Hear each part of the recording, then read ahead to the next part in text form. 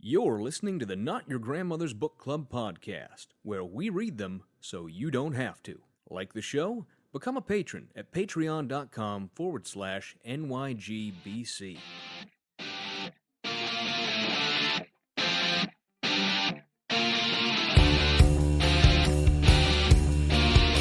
You should write a book, Fry. People need to know about the can eat more. I'm getting this book on UFOs. Did you know they're real? But there's a huge comic conspiracy to cover it up. Oh, that's just a paranoid fantasy. I want to be a book that you can pick me up, flip through my pages, make sure nobody drew wieners in me.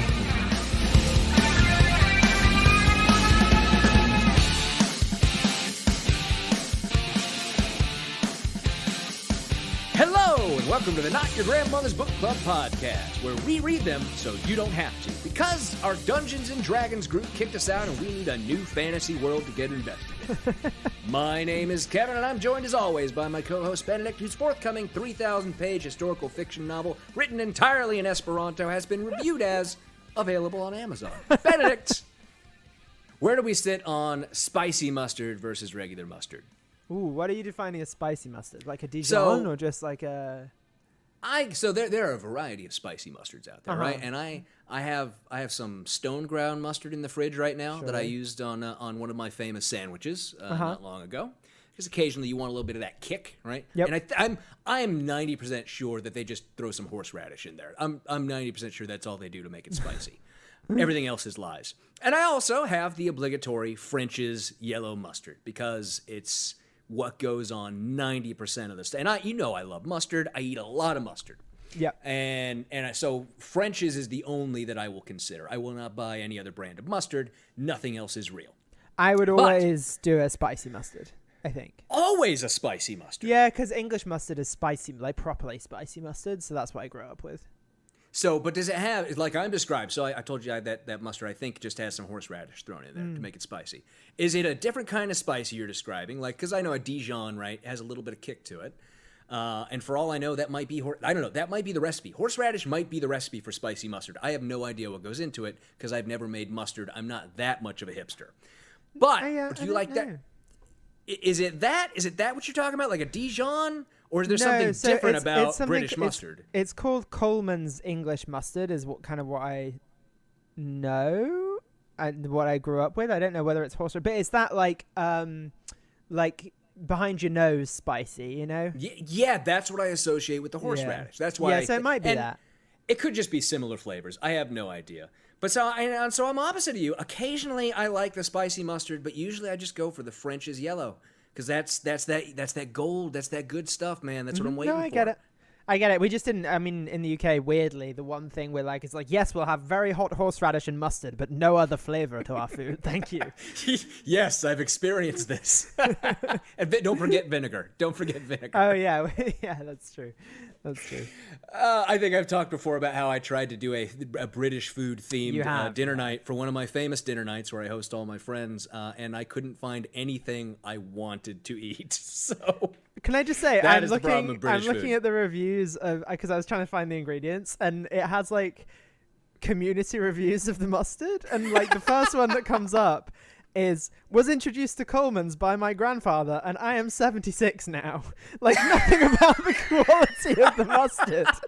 And that's from Bob. But is there a more British statement than that though? No. So another one is, I've been using this mustard for 8 years. Cool. Thanks, Tyler. Now that's my kind of mustard from Janine. So I like the first two. The idea of quality not being measured in whether you like or dislike something, but in amount of time. That's right. Well, this has been Not Your Grandmother's Mustard Club. Yep. Why don't we move on? No, it very much is his grandmother's mustard club. They're all 76. Very good point. Benedict, do you have any hot takes for us this week? I do, and it's a very non-mustardy hot take. It is that having enough shelves for all your books is cool and good. Because I can agree. I used to until today when we got a new bookcase delivered and assembled in the IKEA fashion, with much splinters and wailing. I had literally dubbed... No, I got to interrupt you there because I like the idea of replacing all the tortures of Dante's Inferno with much splinters and wailing. Very good. No, so I used to, those like IKEA cube things. You've seen my apartment. Like I have the IKEA like 8 cube, and I had literally double stuffed that. I'm sorry, it's pronounced cube. Cube, I think actually is the proper Swedish.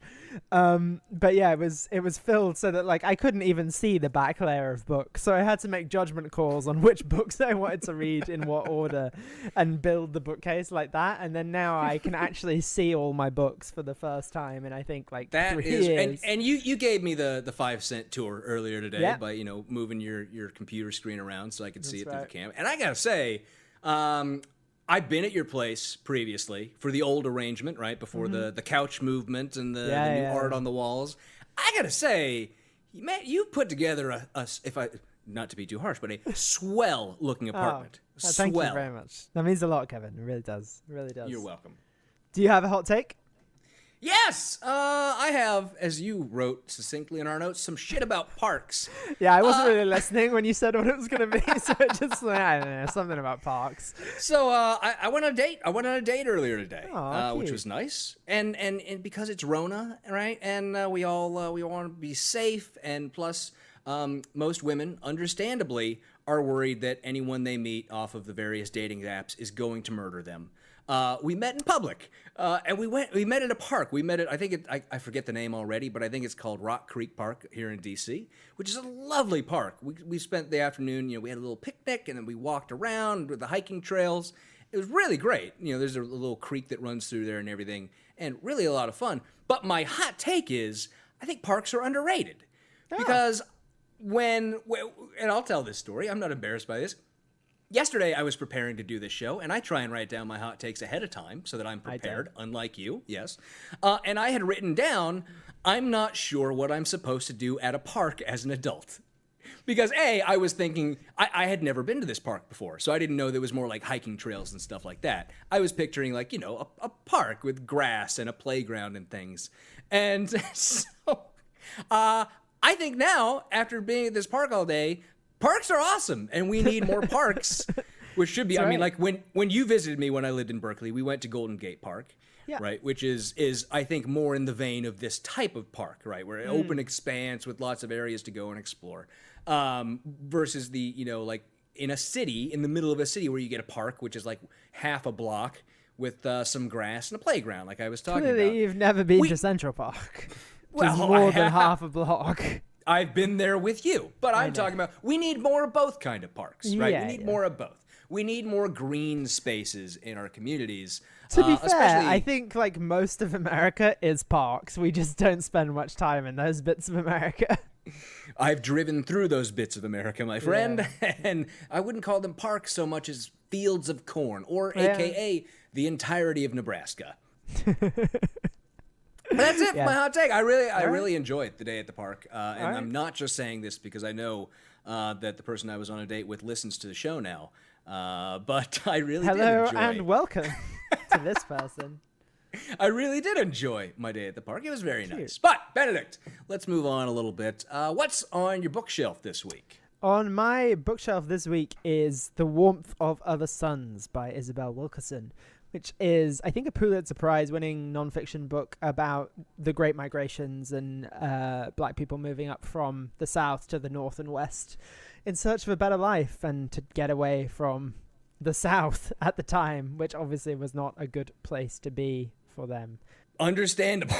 Yeah. Still not a great place to be. I mean, honestly, most of America, not a great place to be. But, this is true. All right, what about you? And this week, I am being respectful. I also have a book, and it's also a nonfiction book. I am suggesting Evicted by Matthew Desmond, who is a MacArthur Genius Grant recipient and I think a professor at Princeton. And the story in the book, he follows several families in Milwaukee who are facing housing instability. And I think I don't know if I've talked about this yet on the show or not, but this semester I am taking part in a legal clinic here in D.C. Called Rising for Justice, which supports families and individuals in landlord-tenant court in D.C. Right now in D.C., evictions are stayed for the duration of the crisis. But of course, landlords have not let that get in the way of trying to force people out of their homes. No. And there is a cycle. I just went through an entire week-long orientation for this clinic where I'm going to be actually practicing law under the supervision of a licensed attorney.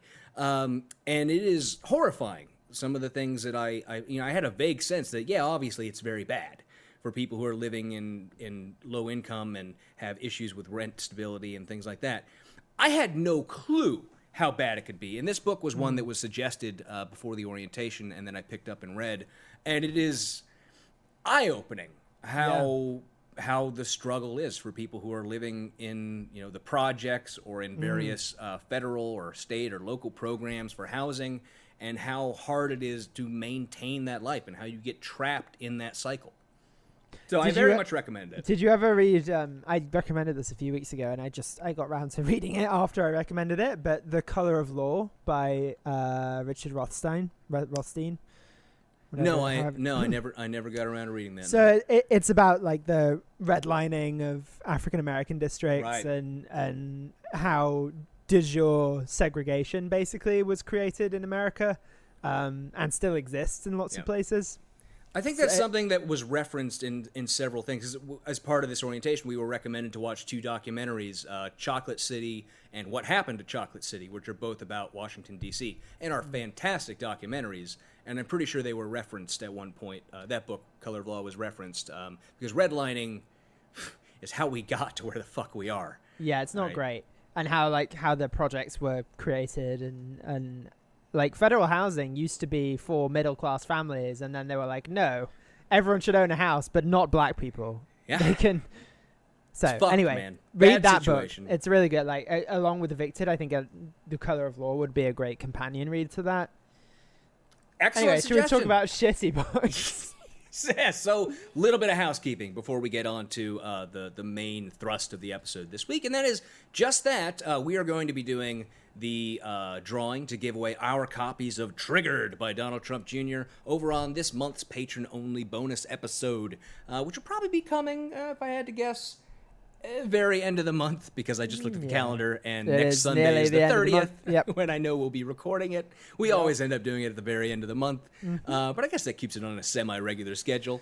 So we'll be doing that towards the end of next week, and then the winners we can contact, get your information, and send you our copies of the books, along with the, I like to think, very nice messages that we write in them for you, as well as all of our scribbled notes in the margin. So we'll be doing that. You want to become a patron? Honestly, most of my notes are what the fuck and lol, and there's not that much space, so it's just like me putting exclamation points next to things that I've underlined. This is what we need, books with wider margins, honestly. that's I have true. thought that so many times throughout the book reviews that we do. But yeah, if you want to be involved in that, or if you like the show and you want to support us, remember to go to patreon.com/NYGBC. Become a patron for as little as $2 an episode. And with that, it's time to get on to our recap, if you will, of Triggered by Donald Trump Jr. And as soon as we're done with this recap, we will be, of course, moving on to introduce the next book we'll be reviewing, The Right Side of History by Ben Shapiro. But, Benedict, to guide our conversation, to get us started here, I wanted to start off, because we sort of got into this at the end of the last episode, but I want to go back to it now that we've had a week to digest and think about it, and I know I've been thinking about it. Have we learned anything from reading Triggered? I think, I mean, on a large level, I've learned that there is a template for these books that I think is fairly existent. And that's not to say that such a template doesn't exist for other types of political writing. I think that's probably something that also is there. It's just this is the least interesting template that exists to me, which is part memoir, part airing of grievances with mostly no evidence, and then part this is what I've done that's good. Like, so to me that's what I've learned most, is like these books are kind of all the same in that sense. I agree with you that there is a large level of similarity that is worrying, particularly for the future existence of this podcast, because we keep reading these books and going, man, we've heard that argument before. We've gotten that from Dinesh D'Souza or whoever the fuck was the last person we read, right? So we keep running into the same cores run through all of them, certainly. And the same, and I think it's recycling a lot of bullshit arguments from other writers in that sphere that they then bring out because they're not creative enough to come up with anything themselves. themselves. The thing. I mean, I don't particularly think there's an original thought in this. Oh, I agree with that 100%. Not a single original thought. I mean, even the stories about himself are told through the lens of his father most of the time. Don't forget the frat party though. That was 100% him. Yeah, I mean, there are certainly a few original fictional ideas, but yeah, nothing. But yeah, essentially, it's there's not a lot of there. To be honest, it's a slow read. I don't know. I've learned I probably wouldn't bother with his books in the future. I think it was a good one for us to start with, just because of his proximity to power. I think someone's proximity to power is always interesting in how they write and think. But I think there are probably more interesting writers on the right, and probably there are people that are influential to Don Jr.'s way of thinking that are probably more useful to read than Don Jr. regurgitating those ideas. True, I agree. Charlie Kirk would have been more interesting. I mean, you know what I mean? Like, yeah. You know. Exactly. Dinesh is more interesting. Even probably Rush Limbaugh's more interesting. Yeah, and I agree with you. I think we got the best when the very first review we ever did was Dinesh D'Souza. Yeah. Because we got a bite of that apple, man. We got some very crazy stuff from Dinesh D'Souza, and we've been chasing that horse ever since. We've never been able to get that same high because it just doesn't come to that level. We've been searching for it, but can't find it. I'm hoping Ben Shapiro provides that to a level, because he does seem to be less influenced by what other people on the right are saying. Like, he does at least seem to have a streak of independence within himself.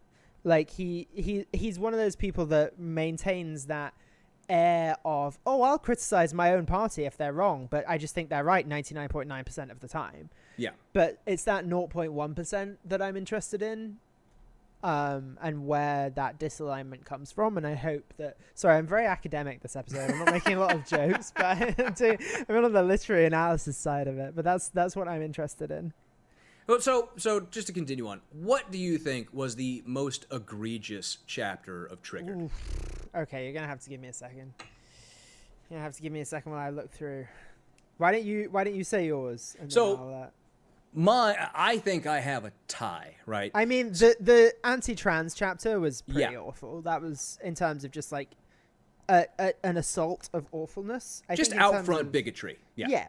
I think in terms of just the writing, I think I hated the one with the frat party, which the back to school one, I think. That was, I those earlier chapters, I think I look back at wistfully with sort of an awe and a sense of wonderment for where we went from there. I hated Back to School, and I hated Not Your Grandfather's Democrat Party. I just thought those were incredibly dumb, and he was actually trying to make arguments there as opposed to like the normal... Like, all the social media stuff is just so inconsequential to me. Like, it just doesn't matter. And like, the stuff around actual politics and not like I'm being silenced is more real world important, and therefore has the potential to annoy me more. Okay. So for me, I think it's a tie, because, and I think you know which two chapters I'm going to say, because you've experienced this with me. My anger, my flush red face as I yell into the microphone. No, the trans chapter and the immigrant chapter would be my guesses. No, actually, I was because the immigrant chapter. I think. Hold we've on, reached which a was point the where, one where the extremism chapter? Yes. That's what I meant. I think Sorry. with the anti-immigrant stuff, we expect that, and that we're so used to hearing those same boilerplate bullshit anti-immigrant arguments, and the faux covering it up with "I'm not against all immigrants, just illegal ones." Right? We're used to that shit. So I think that didn't anger me so much because I was so used to that. But you're right. Jussie Smollett and the Faux Trade Orchestra. Yeah, I remember. Yeah, that one. That one annoyed me just because of the fucking name. Like the anti-trans chapter and the chapter where he denied that his father has ever inspired any sort of violence, to which, of course, I brought all the fucking receipts. Those two, I think, pissed me off worse than anything else in this book. One for just its outright bigotry, and the other for the refusal to take any responsibility whatsoever for something that is so clearly and easily provable by a basic Google search. Because I remember what I talked about when we were doing the Jussie Smollett chapter, right? Mm-hmm. It took me literally about an hour to get all those. Right, because I had just done some basic Googling and was copying them over into the notes. And that was just like top-level search. I didn't have to look very hard to get all that stuff. Yeah. So I think that's what pissed me off a lot, was that this is fucking obvious. You could address this. You could say, we deplore all violence. We think it's abhorrent. Everyone who thinks they're doing violence and are in support of us, you should fucking stop it. Don't attack immigrants. You could say all those things. But really, I think he does support those sort of actions. Yeah. So I don't think he would bother to denounce them in any sort. And when they have to, they do, right? The fucking Nazis and shit like that. They know it's just too bad of optics to not denounce them. But when it's, shit like people attacking immigrants in a fucking gas station parking lot, they don't have a fucking problem with it. Because they don't think those people deserve to be here. Because they're monsters. Yeah. And also, all the fake stories annoy me as well. Like once I met this Somali immigrant woman who loved Donald Trump. Like that leads me to my next question. Which was your favorite totally fake conversation Donnie Jr. had in the book? Not conversation, but thing that happened, and there were several. One of them was like, I didn't eat for 7 days straight, which is like he said various times. And the other one was the frat party where he climbed on a table and people were scrambling to like touch his ankle and shit. Like that is absolutely my favorite fake thing that happened. Mad. And then we got the pictures in the middle of the book, which I think were that story where just like one person standing on the table so they could have their phone out and fucking record him. Yeah. That was magnificent. My favorite, I think, of those was the coffee shop. Was the immigrant woman working in a coffee shop who talked about she and her husband had voted for Donald Trump and, that kind of shit. I think that was probably my favorite one because that one was just so fucking stupid and obviously fake. Yeah. That was hilarious. Now, also, like, it was a recent immigrant that had somehow voted. Like, he definitely got his story confused. Like, oh, absolutely. Obviously, one is not allowed to do that. Well, it's easy to get your story confused when you make them up. Yeah, that's true. That's why you don't lie, kids. And then calling all those people his friends. That was just hilarious. Yeah. So, we've done a lot of it, but if you had to summarize this book in just a couple short sentences, how would you summarize it? Do you want me to try and be funny, or do you want me to however you think is appropriate?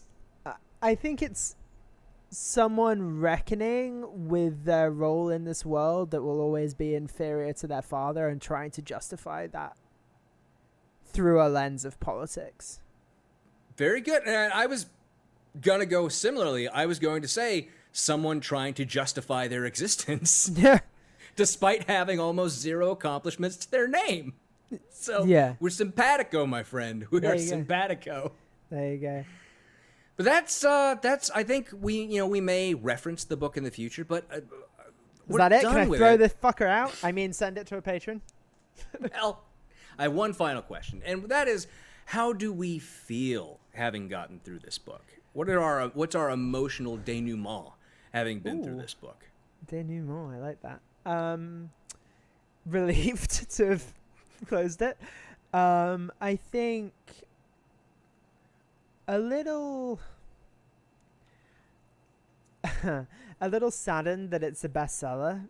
Yeah. Just because I know it's a dagger bestseller, but it's still like a fuck ton of people bought this book. Yeah. and a fuck ton of people liked this book, and I think it speaks to the level of polarization in. I don't know how many people are buying the book and reading it and giving it 5 stars. Like, maybe it's a lot of people. Maybe people just read the headline. You know, I don't know. But a little saddened by the level of polarization that there has to be for this book to exist as a viable commercial project. Yeah, and I said similar at the end of the last episode, and that's what I'm going with, is slightly depressed. Yeah. Like you said, that it sold so well, and I agree with you. I don't think that, although the dagger is there, I think that certainly maybe it wouldn't have made it as high on the charts without the bulk purchases. But certainly, because of who he is, it would have still sold very well. Yeah. And I don't know how many people actually read it versus just stuck it on a shelf because they think that makes them look smart, which is sad in and of itself. But there is a certain depressing element of, a lot of people read and agreed with this book. And I don't know if my father read it, because when I went, I always tell you when I go home to visit what books I see on my dad's book stack sitting next to his spot on the couch. I have not seen this one there, thankfully. And I don't think he would buy this one. But he does have our next book there. And it's where we're going to pivot into the next book we're going to be reading, The Right Side of History by Ben Shapiro, the Bennest of Shapiros. And he does. My dad certainly does have this book sitting next to, and I don't know if he's actually read it. I'll be honest about that. But it is certainly sitting there on his book stack. So I know that this book, Ben Shapiro's, without a dagger, made it to #1 on the New York Times bestsellers list. Okay. When did it come out? This book came out in 2019. I'm not sure of the exact day. I did not look that up when I was doing my research to prepare for this episode. But my recollection is it was early-ish 2019. Okay. Just based on my memory and how you and I sort of follow the release of right-wing books these days. So I was vaguely aware, I think, when this came out. But Benedict, how familiar are you with our friend Benny Shapiro? I think more than I would like to be, but not as much as I would need to be, I would say. I kind of was aware of him during like the Breitbart break, from Breitbart and the 2016 years. And then he pops up. He has moments of popping up just from me, like watching Michael Brooks and Sam Cedar occasionally and stuff like that. And, just... He is often a fertile dunking ground for people like that, and I'm sure we're going to talk about the P word. Yes, we are, my friend. In a minute, but yes, we are. I haven't engaged with his arguments beyond like facts don't care about your feelings for a while. I just want to warn the audience, I'm going to do a lot of Ben Shapiro impressions in this book because it's one that I can kind of do. So I got to say, you did it for me earlier off the air, and it was, man, you have some talent there, my friend. Some talent. And look, it's no ideas, but it's no Dave Rubin, but you got something going. I'll give you that. Right. So just to give us all an intro into our dear Benny Shaps, we all know that he is best known for being too close to the camera when his picture is taken. He was not born. He actually appeared suddenly after Rachel Maddow looked into a mirror and whispered, "College Republican," 3 times. And he doesn't age. Actually, every 3 months, he emerges from a pupa to begin anew as a 19-year-old with a fresh copy of Atlas Shrugged in his hand. Now, as much as we like to make fun of Ben Shapiro, we should recognize, of course, what he is most well known for, which is, Benedict, drop that beat. Whores in this house. There's some whores in this house. His tasty motherfucking jam. I said certified freak. 7 days a week. Wet ass P word. Make that pullout game weak. Yeah. Yeah, you effin' with some wet ass P word. Bring a bucket and a mop for this wet ass P word. Give me everything you've got for this wet ass P word. Talent. Beat it up, N-word, catch a charge. Extra large and extra hard. Put this P word right in your face. Swipe your nose like a credit card. Hop on top, I wanna ride. I do a kegel while it's inside. Spit in my mouth, look in my eye. Insert record scratch sound effect. That spit in my mouth is that no, never. The funniest bit about that to me was when he came out afterwards and was like, you know, my wife's a doctor, and actually she tells me that anatomically P-words can't get wet, and it was like absolutely dunking on himself, like, yes, your wife has never been sexually satisfied. Good.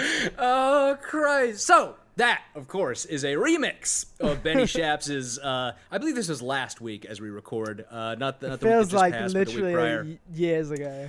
When the music video came out for WAP, Benny, of course, and the entirety of the right-wing media had an emotional freak out.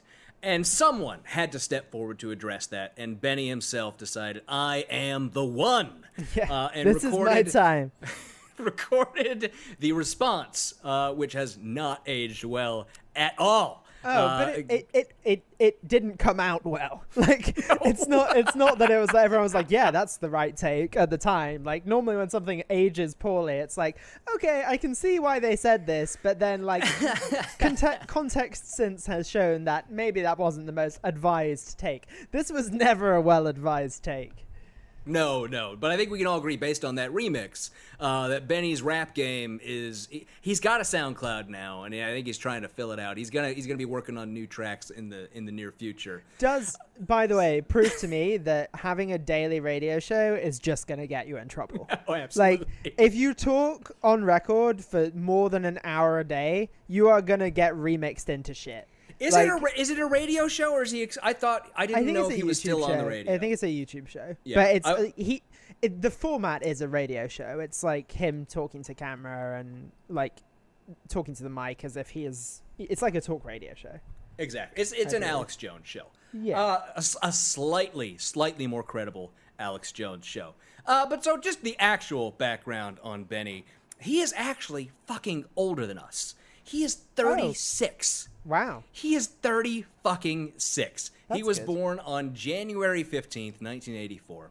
Okay. And I think and you know this, right? My experience, I was well aware of him in my high school years. I've talked many times about how I took a hard Wasn't right he in like high school. a young star, like from 19? Like he was Exactly. writing for, okay. So he graduated high school at 16 and graduated from UCLA at 20. What a then nerd. going to Why Harvard would you Law do after that. What the fuck are Well- you doing? Why? Like, what's the point? What have you achieved? Like, oh, you graduated 2 years early. Congratulations. Who fucking cares? Like, why are you doing that? No, like, also, it doesn't matter because he could never drink in college because he looks like a 13-year-old even at 37. So, Yeah, so I think, honestly, something has to be said about the fact that he went through high school and college so young. Because when you do that, and I've only known one other person who actually did it to a more extreme extent. When I was in community college, before I went to UC Berkeley, there was a kid who was 14 and graduating from community college. Why? Because, and honestly, I think it has a lot to do with the parents forcing them into that sort of thing. yeah. Because certainly these kids were smart. But you don't just come out and you're magical and you do all this stuff.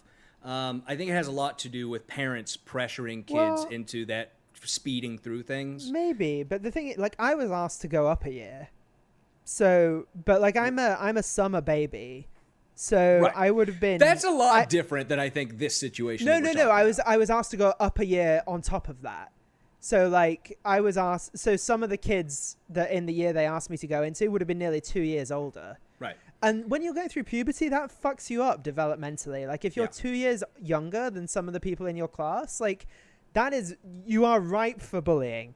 Exactly. And I think a lot of it, and I think there's something to be said. It's the bullying aspect. That has to have something to do with how he developed and turned into an individual. I didn't do it, by the way. Like I did. My parents were like, if you want to do it, you have to go and spend time in the class. And I was like, I don't want to. So. But I think there's also an element of when you do that, you don't have those chances to socialize and become a fully developed individual like you have when you go through, the normal progression, or at least as we think of it, the normal progression, knowing that normal is, sort of an outdated idea and concept. But still, I think that when you do things faster, you're getting outside of the age range of people being similar to you, so you don't connect with them, you don't form those friendships, you don't grow as an individual. And I think that might explain something about how Ben became who he is. Because certainly there's an awkwardness there for him. which he tries to cover up. But I think it's pretty apparent to people who are no reading people. And I don't want to say like body language and shit like that, because a lot of that's pseudoscientific nonsense. But just by watching the guy, you do get an inner insecurity that's underneath everything he's trying to cover up. Yeah. Okay. But Ben, as I say, I'm not the most experienced in in the Shapiro-verse, fortunately. Yes. So, but I was vaguely aware of him during my time being a right-wing shitbag, right? Because, and I don't want to say vaguely, I was aware of him because he was a syndicated columnist starting at age 17, which I feel like is a problem. And we're going to get into why that's a problem, specifically given some of the things he's written in the past. But, yeah, I mean, I would be ashamed if anything I wrote at 17. Just like the quality of the writing more than anything else. Like, you become he's got some problems beyond the age. quality of writing. Yeah.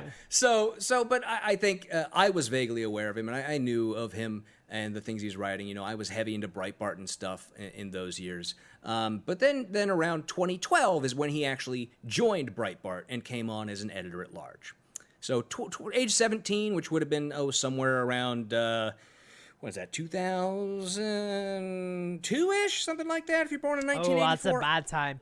That's a bad time for Republicans to be writing. Yes, it is. And in 2002, indeed, Benny wrote, quote, "I am getting really sick of people who whine about civilian casualties," when he was talking about newspapers quoting civilian casualties in strikes in Afghanistan or the West Bank who were killed by American or Israeli troops, saying, quote, "I don't really care." He said, following that, "One American soldier is worth far more than an Afghan civilian," accusing Afghan civilians of being, quote, "fundamentalist Muslims who provide cover for terrorists or give them money." No, I don't like that. Not a good quote. Nope. Which he, of course, later had to walk back once that became inconvenient for him. Surely. So, yes, years later, he did have to walk that back. He's And then in walked back most of 2003. the things. He's walked back most of the things he's ever written. I think he accused Obama of wanting to start a race war and then had to walk that back as well. Like, He has walked back most of his career at this point. Yes. He called Obama a fascist. I think referring to his 2010 State of the Union, he called it characteristically fascist or something like. It was just boilerplate right-wing bullshit talk at the time, which doesn't give it a pass, right? Because there was nothing fascist about any of that. But it's nonsense. It's bullshit. Who gives a fuck? Of course, he's had to walk it back because he was a fucking kid. Remember, he started this at fucking 17. So 2003, he couldn't have been older than 23, 24. And he's writing this nonsense that's getting syndicated and put out all over the country, which he later, of course, has to walk back. Because when you're a kid, you don't have well-formed fucking opinions, even if you're supposedly a savant like Benny is. So in 2003, in the tradition of fascists of every generation, he published a calling demanding that Israel forcibly expel all Palestinians, not only from Israel proper, but from the West Bank and Gaza, and forcibly seize those areas. Of course, he has had to walk back that position as well because it is remarkably fascist and terrible. Mm-hmm. In 2006, he called for sedition laws to be reinstated, a position he didn't walk back until 2018. wow. Sedition laws, my friend. Why was he calling for sedition laws in 2006? I think that was in response to criticism of the George Bush administration. A bunch of commentators and political figures criticizing the war on terror and other things caused him to call for sedition laws to be reinstated. Good. And I mentioned in 2012 he became an editor-at-large of Breitbart, a position he resigned in 2016 when Breitbart refused to support their reporter Michelle Fields in her claim of assault by Corey Lewandowski, even after video of the supposed assault, and I shouldn't say supposed, the assault, were revealed. Breitbart, of course, is a piece of shit organization run by Steve Bannon, so what do you expect? It's not too surprising, and he should have known the people he was getting into bed with. Although I think Andrew Breitbart might have been alive in 2012 when he started. I don't remember when Breitbart died. I think it was after that, I think. I couldn't remember off the top of my head. But, Benedict, there's more. There's more. In 2013, Benny Shapiro became the subject of an episode of The Newsroom when he published a story claiming that a group called Friends of Hamas had donated to Senator Chuck Hagel's re-election campaign. Okay.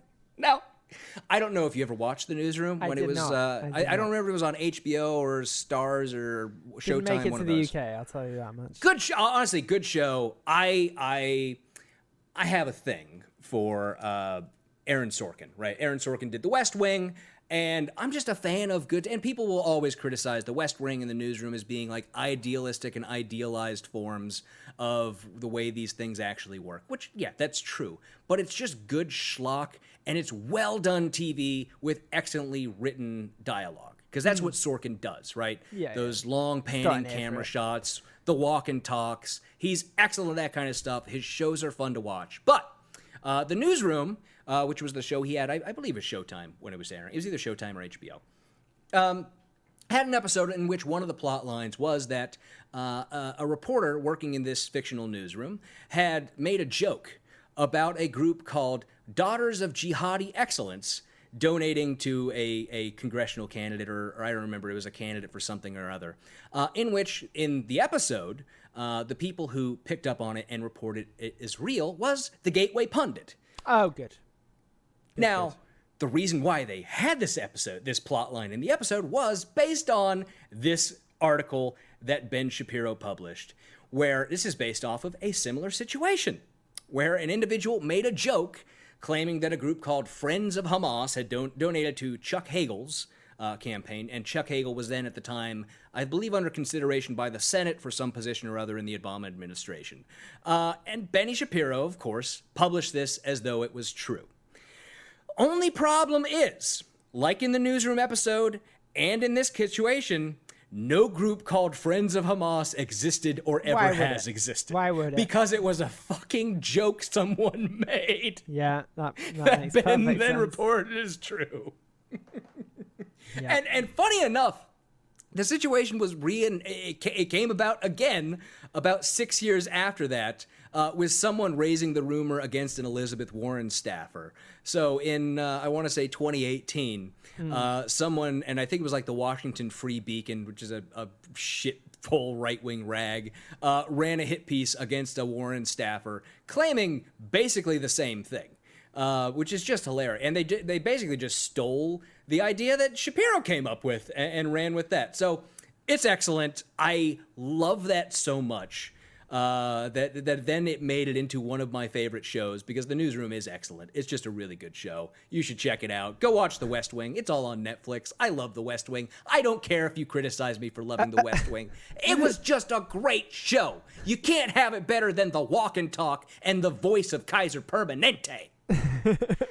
The press secretary, whose name I forget, is now the voice of all of Kaiser Permanente. Oh, really? She does their radio ads, yeah. And That's like a voice I grew up with, because that was on all the radio. And Kaiser Permanente is a big hospital chain in California. I don't know if it's all over everywhere else. But I've heard she's of the it, voice of all so- their ads. Anyways, all that is to say, Benny's journalistic standards, not so strong. Right. But now we get into his books. We Okay. got to take his journalistic standards, obviously not up to par exactly. How are his books? Well, Benny's been writing for years now, and he has a long string of books he's been putting out. And I got to say, he puts them out at about the rate of 3 books a year. Which too is many books. it's problematic to me on its face, I have to say. Because if you're writing 3 books a year, you're not taking the amount of time I think it takes to actually develop new ideas and write a thorough and thoughtful analysis of whatever it is you're trying to say. No. But based off of all of the titles and descriptions of his books I can find on Amazon, it seems to me that I'm probably correct, and he's just rehashing the same things over and over again.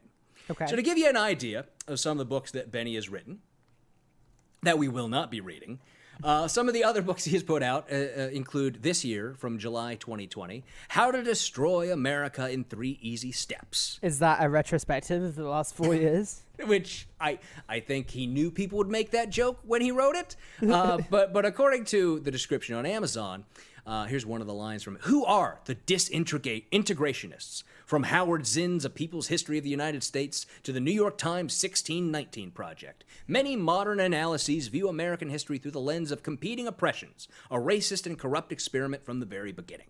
They see American philosophy as a lie, beautiful words pasted over a thoroughly rotten system. They see America's cultures of rights as a facade that merely reinforces traditional hierarchies of power instead of being the only culture that guarantees freedom for individuals. Okay. So that gives us a general idea of how that goes. Yeah. Oh, the Howard Zinn's People's History is a great book. 1619 Excellent Project book. is great. So, Yeah. okay. From February of 2020, he published Catastrophic Thinking, which is I want to say a diatribe against woke culture and the woke inquisitors. So I have to assume there's a lot of cancel culture stuff in there. In September of 2019, pro free speech. Presumably, yes. Yeah. In September of 2019, he published Facts Don't Care About Your Feelings. I don't care about your facts. His catchphrase in book form. I think that's the only description that book needs. Yep.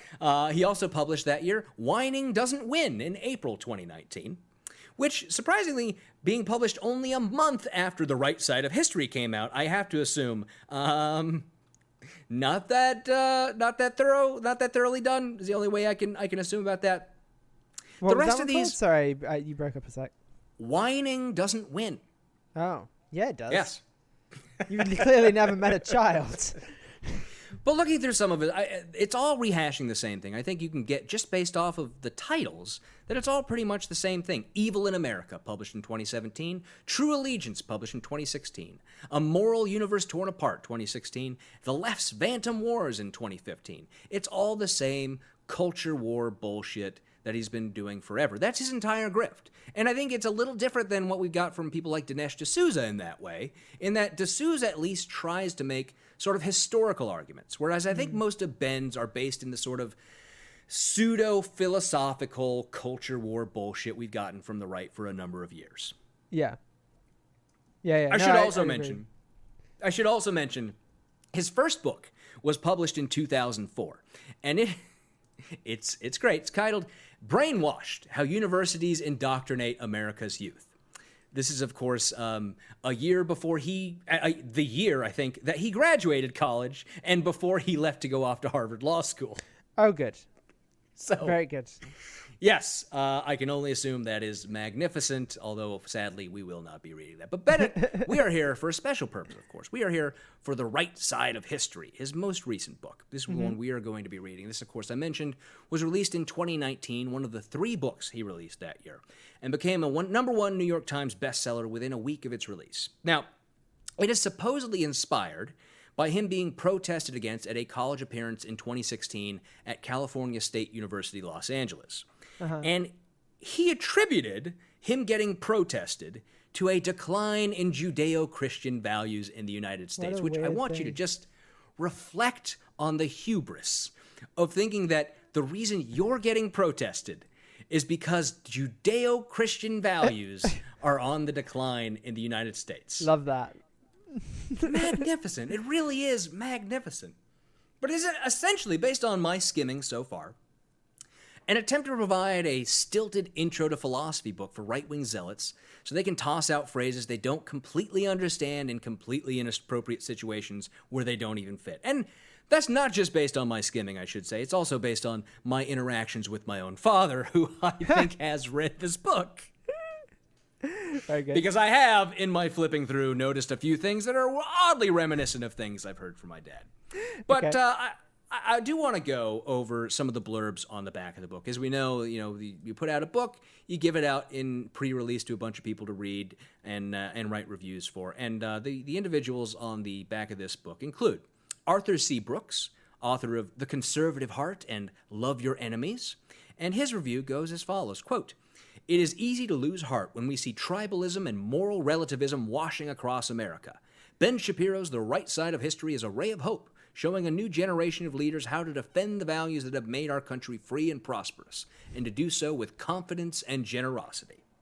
Next is a review by Jordan B. Peterson, author of 12 Rules for Life, which I feel like we will have to do at some point in the future. Possibly, yeah.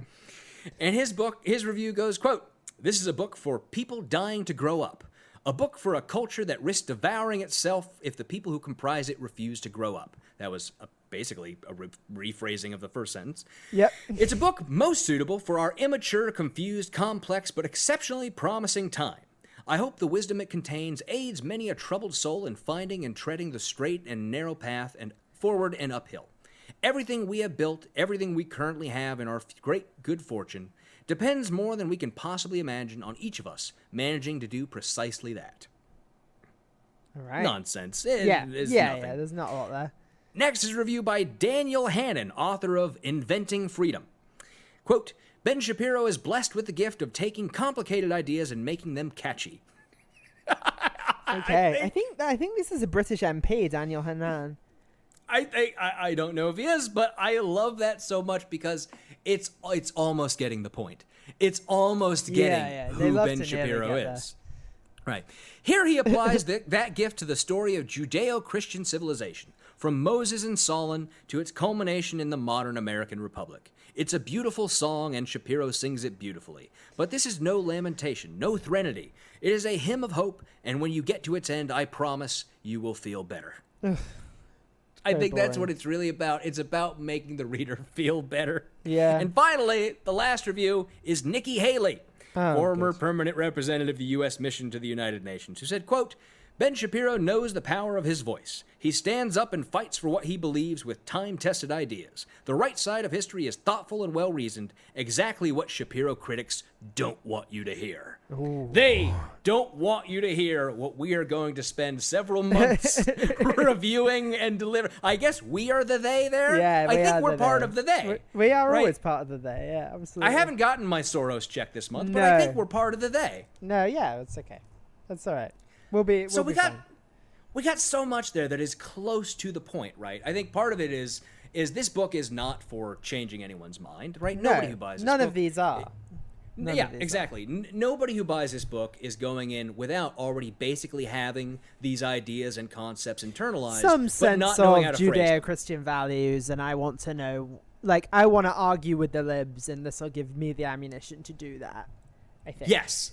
I think that's the core of what this is supposed to be, and I think that's why, and I know you don't have your copy of the book yet, but I've skimmed a lot of it, and it is basically, I mentioned, an attempt at an intro to philosophy textbook for conservatives. That's basically what this is, by cherry-picking out all the philosophical concepts that appeal to them and that are stilted towards their side. I think that's what he's attempting here, is to create something to just give them basic catchphrasey arguments they can use in arguments that make them sound and feel confident and superior. Yeah, that makes sense to me. But because we haven't got into it, and again, you don't have your copy, but you've known we're doing this for a while, and I know you know a little bit about Ben Shapiro. Yeah. What are your expectations for this book? That's a good question. I think a lot of pretentious language is an expectation, certainly. I think it's interesting. I haven't interacted with him in print. I've only interacted with him in audio and video. So I think it's going to be interesting to read his voice without the soundtrack of his voice, if that makes sense. Because a thing that he does is he talks fast. And that, like, in debate is often used to gloss over a point that you're making. And can be used to gloss over the lack of substance in an argument. You can assert things when you talk fast, and then people don't have time to challenge you. And I think it will be interesting to see how that translates to print, and whether and not that his arguments particularly hold water for me when it comes to him speaking them aloud, but I think they will probably hold even less water when they're written down and scrutinizable at our own leisure. I think that's interesting. I mean, he is known for his books are bestsellers, and they're widely, while they do get definite pushback from people who are right thinkers and you know have a head on their shoulders, they are considered among the right wing to be the height of intellectualism. I think. I don't know of any writer who's. Sorry, go ahead. I don't know of any writer who is more. I don't want to say feature. I want to say more like the pinnacle. Was considered by the right to be their pinnacle of intellectualism. I don't know of anybody, and I would say the popular right? Because certainly there are people doing specialized work, and they're all fucking wrong too. But I think among the popular right, Ben Shapiro is considered by them to be their pinnacle of intellectualism. That's alive, you know, people like Ayn Rand and, you know, other Edmund Burke, people like that, founders of conservative ideology would probably be more that. But yeah, certainly, I think it's going to be very debate teamy. Is my expectation of, like, you know, setting up a point to knock down before the opposition has a chance to make that point themselves. So I would imagine there's going to be a decent amount of straw manning, but actually hopefully at least setting up a straw man to engage with, which is more than Donald Trump Jr. did. True. And I think so I mentioned that this is a strange area for us to be getting into, because neither you or I have a big background in philosophy. Training, yes.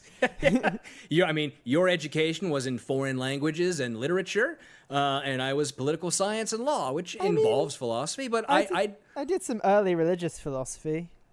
Okay. Medieval Spain, but that's But I think my point is that we're going to be trying, and we're certainly going to have on some guests who have a bit more of a background in that area than us, because I think otherwise you and I are going to be, let's say, walking into a dark cave with nothing but shadows on the walls, not knowing exactly what we're doing. I got that one. Got a reference there. Yeah.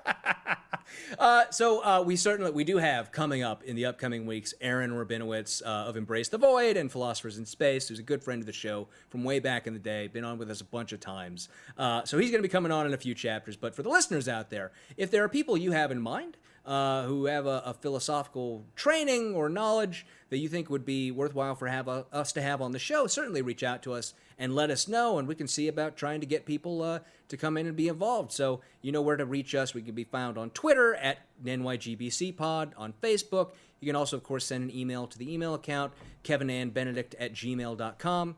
If you have any ideas in those areas, make sure to let us know, because I think this is going to be fun. I think it's definitely going to be more fun than Triggered was. I'm excited. And I think it's going to take a little bit more effort on our part, because we have to dig into a little of this philosophical stuff that we're not entirely familiar with, which is going to make it. I think we're definitely going to learn more from this book, basically just because of the research we're going to have to do than we ever had in the past. So I'm excited for that. Are you excited for anything about this book? I'm actually excited. I'm excited to engage with ideas, And, You're excited to trot out your Ben Shapiro impersonation. I'm excited to trot out the impression. I'm going to perfect it. And I'm gonna suffer through it, and the audience is gonna suffer through it with me as I get it right. So, well, I'm excited as well. I think this book is going to be a whole lot of fun. It is fewer chapters than books we've done in the past. This is only 9 chapters long, and they're not particularly long chapters. It's not an extremely long book, so I think we might get through this one a lot quicker than we did. That's how he writes the book every 3 months, I guess. Yes. So I'm excited for this. I hope the listeners are all excited for this as well. We're looking forward to it, and man, are we going to have something ahead of us, I hope. Yeah. So that's it for this week's episode. We hope you enjoyed the show. Remember, if you can't get enough of us, you can go over to patreon.com/NYGBC and become a patron for as little as $2 an episode for patron-only episodes, shout-outs on the show, drawings to win our copies of the books we read, and more. As always, we have to give a shout-out to our wonderful and amazing patrons: Glaurung the Deceiver, Danielle, Big Easy Blasphemy, Stephen and Cindy Dimmick, AJ Brantley, Becky Scott Fairley, Taru Takanen, Skeptical 7th, and Andrew Jenko. Thank you all for being our patrons. Thank you. That's it for this week's show. Till next time, I am Iron Man. Goodbye. Goodbye.